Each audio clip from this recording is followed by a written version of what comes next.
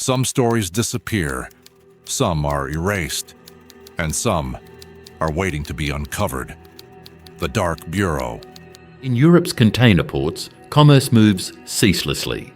Mechanical cranes, roaring containers, and vigilant customs crews define the visible flow. But beneath this order, unseen forces channel an entirely different trade. Behind the racket of steel and schedules, encrypted networks push narcotics, cocaine, synthetic opioids through virtual stores, sealed from prying eyes by layers of cryptography and anonymity. A customs officer probes a cargo container even as, elsewhere, a transaction is confirmed and a parcel set in motion, paid for in irreversible cryptocurrency. These narcotics, disguised and distributed, travel roads and rails under the cloak of legitimacy, shielded against traditional interdiction. Enforcement can only try to react, forced into a perpetual game of catch-up with systems born to outpace them. Across cities and suburbs, the lines between buyer and dealer dissolve. In a suburban room outside Paris, a teenager's face is lit by a laptop, scrolling seamlessly packaged listings for cocaine, cannabis, ecstasy, each scored, reviewed, compared with professional polish. Transactions are fast and faceless, a crypto payment, a borrowed address, and in minutes, the virtual supply chain grinds into action. Dealers no longer linger on street corners. They're invisible, their markets spanning continents and languages. Law enforcement, shaped by an era of local crackdowns and large-scale raids, now faces a threat that is ruthless and instant. Police raids and intelligence stings must now target shifting online infrastructure, algorithms, and ever-adapting code. The classic drug networks hierarchy and violence give way to peer-based reputations, technical agility, and the frictionless logic of e-commerce. Darknet markets don't just imitate e-commerce, they refine it. Here, reputation is survival. Vendors compete on purity, delivery speed, and responsiveness, with disputes settled by algorithms and user scores becoming make-or-break assets. Feedback and escrow systems, drawn from mainstream commerce, are adapted and enforced with code, not muscle. Vendors carve out niches for specific products: Dutch synthetics, Spanish cannabis, Eastern amphetamines, Russian designer opioids. Each listing reflects careful calculations about price, shipment risk, and reputation. The market's key discipline is cryptographic. Even in a world without law, trust is measured, constant, and trackable. Smuggling logistics, once a weak link, have become a strength. Urban couriers blend in as gig workers, dropping packages in mail slots or leaving hidden caches. In outlying towns, postal subversion rules, fake shipping labels, mismatched tracking numbers, and strategic diversions using unwitting third parties. Shipments become fragments hidden in plain sight, a torrent of microparcels moving among millions of legitimate packages. Technical evolution is unending. Code updates ban suspected infiltrators, bots monitor for law enforcement traps, and aspiring vendors face relentless vetting. Knowledge sharing is constant. Forums trade the latest tips, scanner frequencies, and packaging ruses. Digital order and resilience now replace the brute force of old organised crime. But adaptation draws new scrutiny. Task forces from Europol, national police, and customs agencies have developed digital forensics units to trace the untraceable. Investigators seize servers, follow cryptocurrency transaction trails, and infiltrate marketplaces in disguise to expose weaknesses. Some plant digital surveillance into core market code, others analyse transaction spikes or forum chatter to spot patterns and new kingpins. Yet decentralisation means one takedown is merely a pause. Markets replicate, improve, and user communities migrate instantly. Every enforcement blow is absorbed and learned from, prompting the next technical leap. The chase between criminal innovation and policing moves at digital speeds. each side upgrading with each new round. New investigative models have emerged. Data analysts, logistics specialists, and software engineers trawl postal databases, customs logs, and shipping anomalies, searching for the thread that might unravel a syndicate. Partnerships with private couriers offer frontline tips, sudden surges, tampered packaging, or anomalous bulk shipments.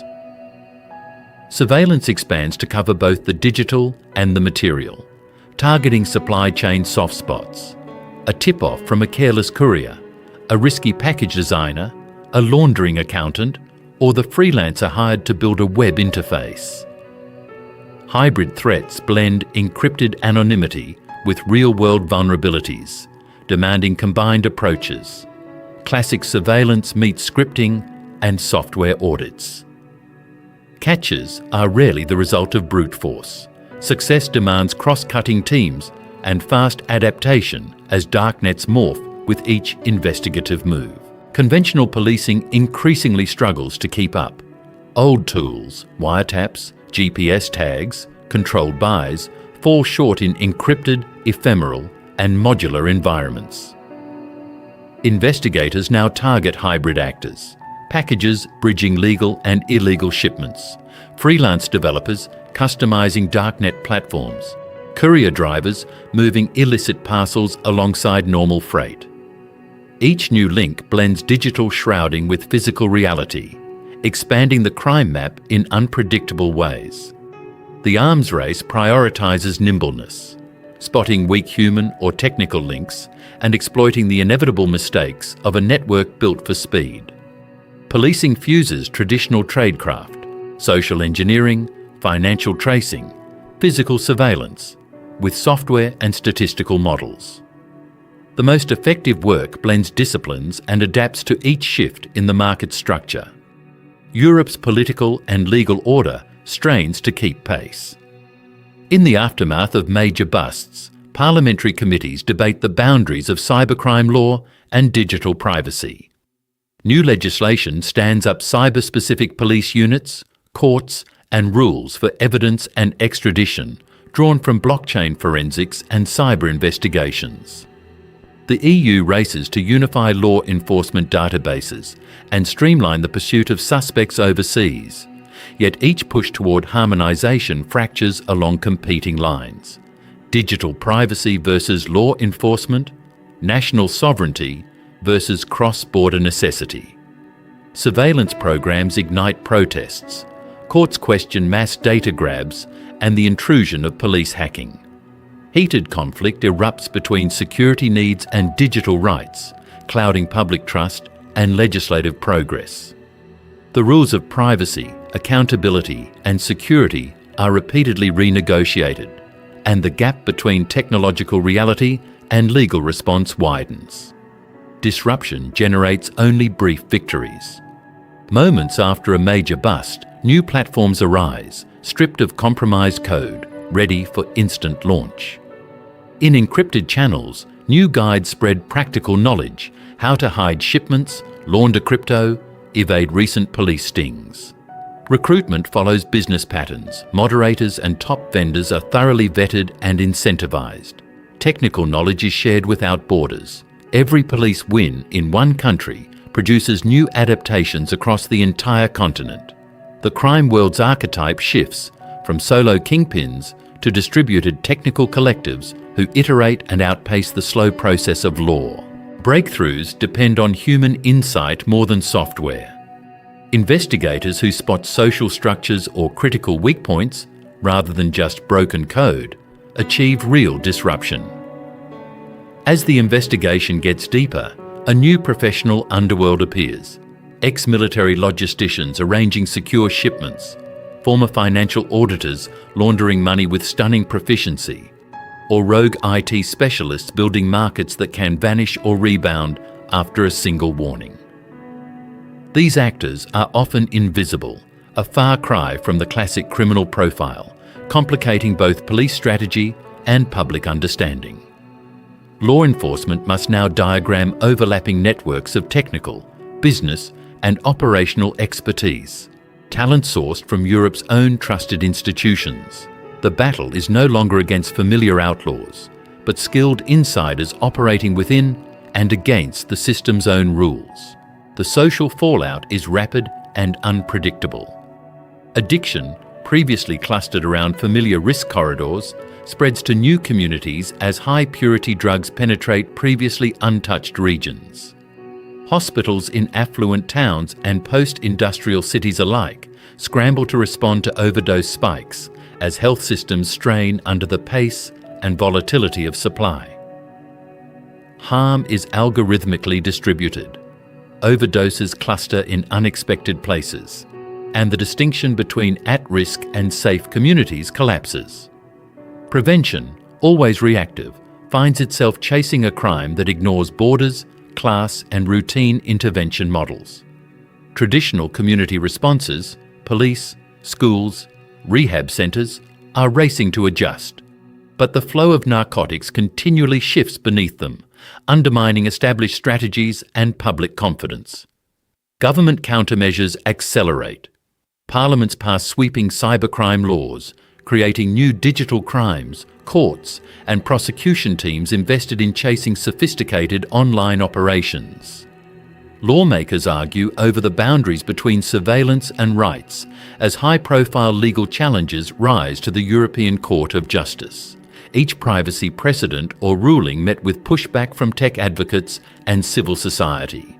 New international treaties promise efficiency, but also spark territorial disputes over sovereignty, cybersecurity, and legitimate encryption.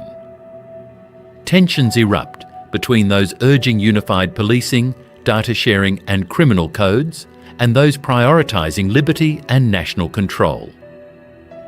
This interplay deepens uncertainty and frays institutional trust, as both firms and citizens question the state's ability to act without overreaching.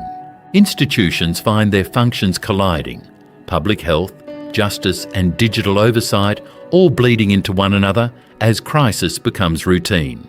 Families grappling with addiction, courts battling crime, and data watchdogs guarding privacy find themselves caught in a cycle of adaptation and backlash.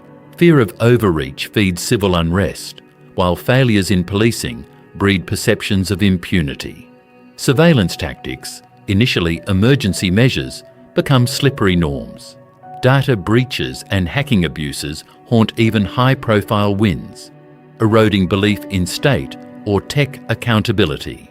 Criminal adaptations become the system's pulse, an endless relay of defence and escalation, furthering both the reach and resilience of digital markets. Ultimately, the scale of Europe's fight against the darknet drug trade won't be measured by seizures or arrests, but by the fragmentation it leaves: eroded trust, polarised politics, and strained institutions. Security and privacy become a zero-sum struggle. Health and justice buckle beneath compounding pressure. Cross-border partnerships face strain from varying laws and priorities. Every step to outpace darknet innovation forces continual redrawing of boundaries, operational, legal, and ethical. In these encrypted shadows, the contest over order, rights, and resilience remains open and ever more fragile.